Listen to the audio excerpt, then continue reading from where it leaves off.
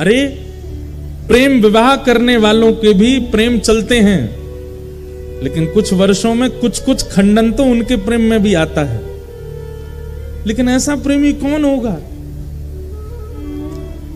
महाप्रभु जगन्नाथ जी सोते ही नहीं है बिना गीत गोविंद के। जब तक गीत गोविंद का पाठ नहीं होता नहीं सोते।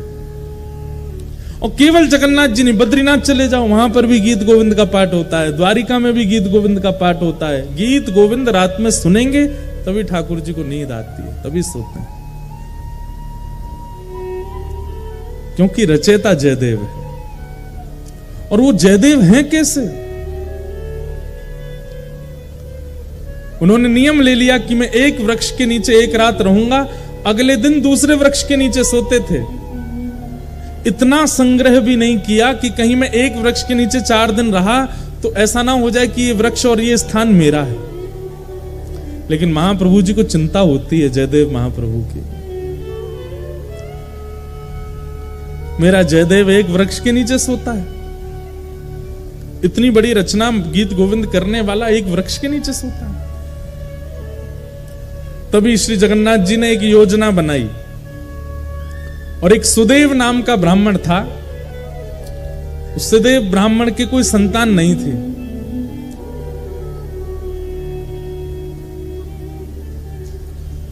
सब लोग बहुत ध्यान से सुनो, बहुत अच्छी कथा है। ठाकुर जी पहले ही योजना बना लेते हैं। तो सुदेव ब्राह्मण के पहले कोई संतान नहीं थी।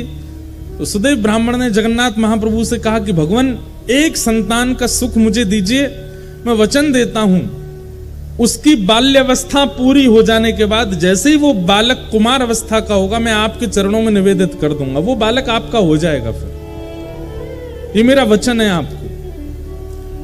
तो जैसे ही भगवान ने देखा कि भाई ये जयदेव महाप्रभु एक ही वृक्ष के नीचे रहते हैं, तभी ठाकुर जी ने विचार किया कि हम कैसे इनके इस वृक्ष के नीचे रहने वाले सिस्टम को दूर करवाएं। तभी ठाकुर जी को याद आया कि एक सुदेव ब्राह्मण था, उसने इतने वर्ष पहले हमसे कहा था कि एक संतान हो जाए तो वो हमें अर्पित करेगा। और ठाकुर जी की कृपा से उस सुदेव ब्राह्मण के यहाँ एक पुत्री ने जन्म लिया। महाप्रभु जी ने विचार किया कि उसकी पुत्री अब विवाह के योग्य हो गई है। महाप्रभु जी ने उसको स्वप्न दिया सुदेव ब्राह्मण को, और स्वप्न में जाकर के उसको याद दिलाया, तुमने हमसे कहा था एक संतान होगी तो तुम हमको अर्पित करोगे, तुम्हारी बेटी हुई, अब भूल गए अपना वचन। अगले दिन ही सुदेव अपनी बेटी लेकर के महाप्रभु जगन्नाथ जी के सामने गया। जय जय, मेरी धृष्टता क्षमा, मैं भूल गया था कि पुत्री आपको अर्पित करनी। मेरी पुत्री, आप इसको स्वीकार करो। जैसे ही उसने प्रणाम किया, महाप्रभु जगन्नाथ जी उसके अंतस्थ में आ गए और बोलने लगे, बोले अब ये हमारी हो गई तो हम जहां जाएंगे वहां इसको लेके जाओ, हम जहां चाहेंगे वहां इसको दे आओ। बोले आज्ञा करो। बोले एक वन में एक जयदेव महाप्रभु हैं, गीत गोविंद की रचना जिन्होंने की, उनसे जाकर के अपनी बेटी का ब्याह कर दो। पद्मावती नाम था उनका। तो सुदेव ब्राह्मण बोला, भगवान वन में रहते हैं, बेटी। बोले अब ये तुम्हारी बेटी नहीं तो तुम चिंता क्यों कर रहे हो? तुम्हारी बेटी होती तुम चिंता करते ना कि जमाई हमारा कैसा, घर है कि नहीं है, परिवार है कि नहीं, संपत्ति। अब तो ये हमारी हो गई, अब इसके पिता हम हैं, हम इसके लिए योग्य वर ढूंढ चुके हैं, उससे जाके ब्याह करो इसका। और जो आज्ञा भगवान, बिल्कुल संशय नहीं है मेरे चित्त में, मैं ब्याह कर दूंगा। और जाते जाते जगन्नाथ महाप्रभु, सुनो, तुम अपनी बेटी लेकर के संबंध कराने आए हो, ऐसा बिल्कुल मत बोलना। ये कहना महाप्रभु जगन्नाथ जी ने भेजा है और उन्होंने ही आज्ञा की है कि आपको इनसे ब्याह करना पड़ेगा। ठाकुर जी को कितनी चिंता हो रही है कि जयदेव जी का घर बन जाए, जयदेव जी की झोपड़ी हो जाए। सुदेव ब्राह्मण अपनी पुत्री पद्मावती को लेकर के पहुंचे। श्री जयदेव महाप्रभु एक वृक्ष के नीचे बैठे थे, तो प्रणाम किया। जयदेव महाप्रभु, कहिए भगवान कैसे आना हुआ? बोले भगवान आप सुयोग्य हैं और मेरी बेटी आपके बिल्कुल योग्य है, मैं अपनी पुत्री का आपसे विवाह करने के लिए आया हूं। और ये मैं अपनी पुत्री का विवाह करने इस भाव से नहीं आया कि मैं इनका पिता हूं। महाप्रभु जगन्नाथ जी ने मुझे स्वप्न देकर के आज्ञा दी है कि आप इनको स्वीकार करो। जयदेव महाप्रभु उठ खड़े हुए, हंस करके बोले जगन्नाथ प्रभु तो बोलेंगे ही, खुद ने तो 16,108 किए हैं, उनको क्या कमी है? वो तो 10-5 हजार और कर लें तो भी उनको कोई दिक्कत नहीं। वो तो कर्तुम अन्यथा कर्तुम समर्थ परमेश्वर हैं, वो संभाल भी सकते हैं। पर मैं कैसे संभालूंगा इनको? मैं तो एक वृक्ष के नीचे एक रात रहता हूं, फिर दूसरे वृक्ष के नीचे दूसरी रात गुजारता हूं, तीसरे मेरा कोई ठिकाना नहीं है।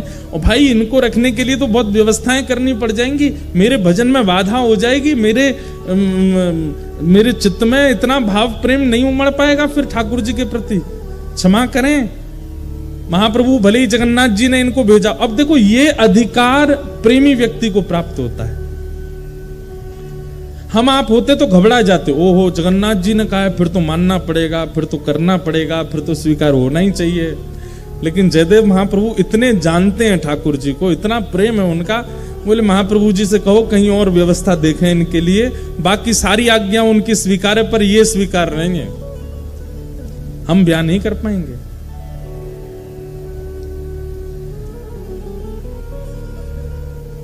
और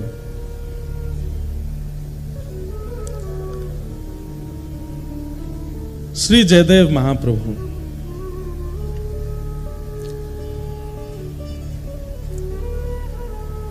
मना कर देते हैं, नहीं करेंगे। अरे आप कैसे व्यक्ति हैं, महाप्रभु जी की आज्ञा नहीं मान रहे हो, जगन्नाथ जी की आज्ञा नहीं मान रहे हो? बोले हमें स्वीकार है, हम बिना आज्ञा के ही रह लेंगे, लेकिन ये नहीं करेंगे। एक बार को तो सुदेव ब्राह्मण को क्रोध आ गया, बोले भगवान की आज्ञा ना मानने वाले को हम कैसे दे सकते हैं, चल बेटी। अपनी पुत्री को उठाने लगे तो पुत्री बैठ गई, बोले नहीं महाप्रभु जी ने आज्ञा की है कि तुम इनकी हो, मैं तो इनको सर्वस्व दे चुकी हूं, मैं तो इनको अपना मान चुकी हूं, ये भले मुझे स्वीकार ना करें। पिताजी अब आपका कर्तव्य नहीं है, मेरे परम पिता जगन्नाथ जी ने मुझे इनको सौंपा है, अब मैं इन्हीं की हूं, चाहे मुझे स्वीकार करें चाहे नहीं करें। जयदेव महाप्रभु बोले वाह, ऐसा समर्पण तो हमने नहीं देखा भैया। अरे तुम्हारे पिता कह रहे हैं चलो तुम, बोले नहीं महाप्रभु जी ने आपको अर्पित किया, अब तो मैं आपकी। जयदेव महाप्रभु बोले छोड़ जाओ इनको, 2-3 दिन हमारी दिनचर्या देखेंगे, खुद ही भाग जाएंगी ये। लेकिन पद्मावती का ऐसा त्याग, जयदेव महाप्रभु अगर उस वृक्ष के नीचे बैठे हैं तो उनके सन्मुख वाले वृक्ष पर बैठ जाती और उनको अपलक नेत्रों से देखती। जैसी दिनचर्या, अब भाई वन में रहते हैं, वन में सांप भी है, बिच्छू भी है, कातर भी है, ना जाने कितने सारे जीव आ जाते हैं, लेकिन सब स्थितियों में बिल्कुल अनुकूल रह करके अपने श्री जयदेव जी को देखती रहती। 3 दिन बाद जब वो नहीं जा रही, अब देखो कितनी अच्छी बात है, 3 दिन बाद जब वो पद्मावती वापस लौट करके नहीं गई तो श्री जयदेव महाप्रभु ने मन में विचार किया कि ये इसकी जिद नहीं है, ये श्री जगन्नाथ प्रभु अपना अधिकार दिखा रहे हैं मुझको कि देखो मेरा तुम पर कितना अधिकार है, मैं जिससे चाहूंगा तुमको उससे ब्याह करना ही पड़ेगा। और ये बात सोच करके श्री जयदेव महाप्रभु रोने लगे कि ठाकुर जी मुझ पर कितना अधिकार मानते हैं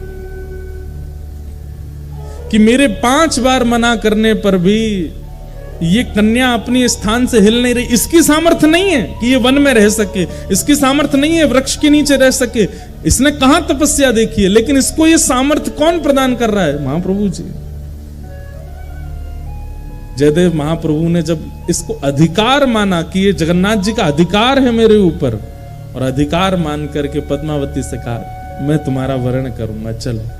और तब पद्मावती से ब्याह किया, और ब्याह करने के बाद कहा देवी अब तुम तो ऐसे वृक्ष के नीचे रहती अच्छी नहीं लगती, चलो। और फिर बंगाल का जन्म था महाप्रभु जी का। अब पता नहीं, अब ऐसा भी कहते हैं कि वो स्थान उड़ीसा में ही आता है, कई कहते हैं पहले बंगाल में था अब उड़ीसा में, ऐसा कुछ है। केलुबिंद नाम का एक स्थान है, और वहां अपनी पत्नी के साथ गए और गांव के बाहर ही एक झोंपड़ी बना करके अपनी पत्नी के साथ जयदेव महाप्रभु रहते थे। अब ठाकुर श्री जगन्नाथ जी को शांति पड़ी कि हाँ अब ठीक है, झोंपड़ी में रहता है, अब कम से कम धूप, वर्षा, सर्दी, गर्मी, जीव जंतुओं से सुरक्षित तो है, कोई दिक्कत नहीं। महाप्रभु जी ने, जयदेव महाप्रभु, महाकाव्य गीत गोविंद की रचना की।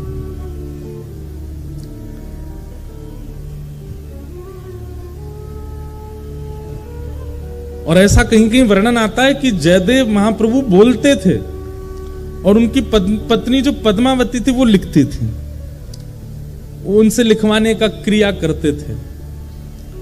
ठाकुर जी की अंतरंग लीलाओं को वर्णन करते और पत्नी से कहते तुम लिखो। दोनों दंपति मिलकर के महाप्रभु जगन्नाथ जी के यश का गान कर रहे हैं, ठाकुर जी की लीला का स्मरण कर रहे हैं। जयदेव महाप्रभु आज प्रारंभ में आ गए ना, तो बार बार आ रहे हैं। एक जयदेव महाप्रभु के जीवन की घटना, आपके जब पिताजी बाल अवस्था में ही चले गए तो कई लोगों तो सिंपैथी लेके जाते हैं, अरे बेचारे बिना माता पिता के हो गए। लेकिन कई चतुर लोग ऐसे होते हैं, वो उसका गलत फायदा उठाते हैं। एक गांव का एक व्यक्ति था, उसने जयदेव महाप्रभु के पास जाके झूठे दस्तावेज दिखा के कहा तुम्हारे पिताजी ने मुझसे इतने रुपए उधार लिए थे, अब बताओ कौन लौटाएगा, तुम्हारे पिताजी तो चले गए। जयदेव जी छोटे ही थे तब। आप बोले मेरे पास में जगह संपत्ति तो नहीं है, मैं कैसे दूं आपको पैसे। एक ही तरीका, घर खाली करो अपना, ये हमको दे दो।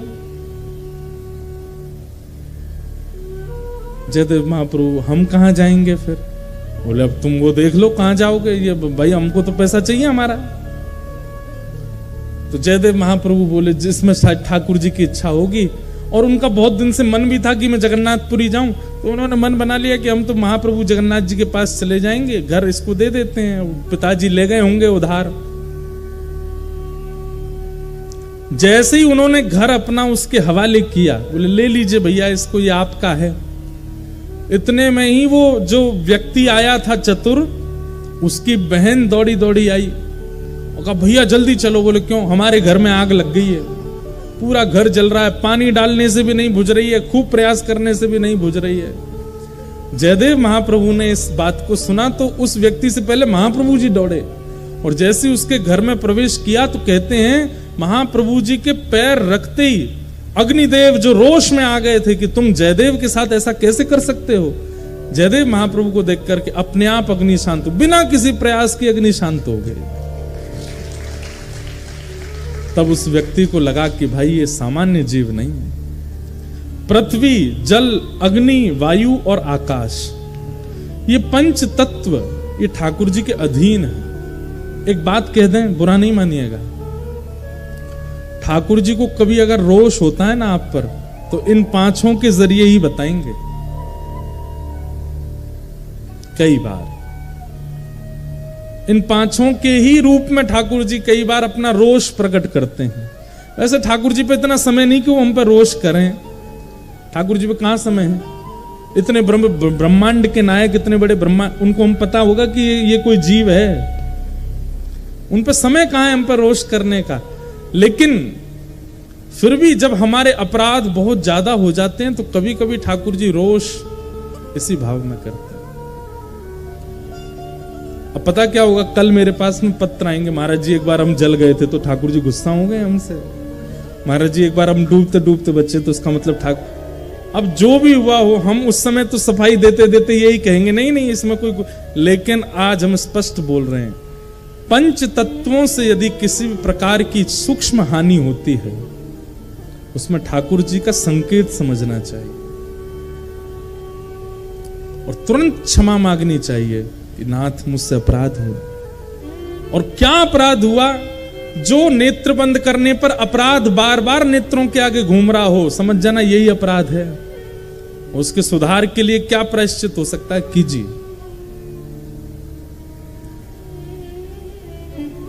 और इन पंच तत्वों से ठाकुर जी अपने वैष्णवों की रक्षा भी करते हैं। जयदेव महाप्रभु की जैसे ही चरण रखे अग्नि शांत हो गई। अरे प्रहलाद को लेकर के होलिका चिता में बैठ गई, बाल बांका नहीं कर पाए प्रहलाद जी की अग्नि। ये सब ठाकुर जी के अधीन है।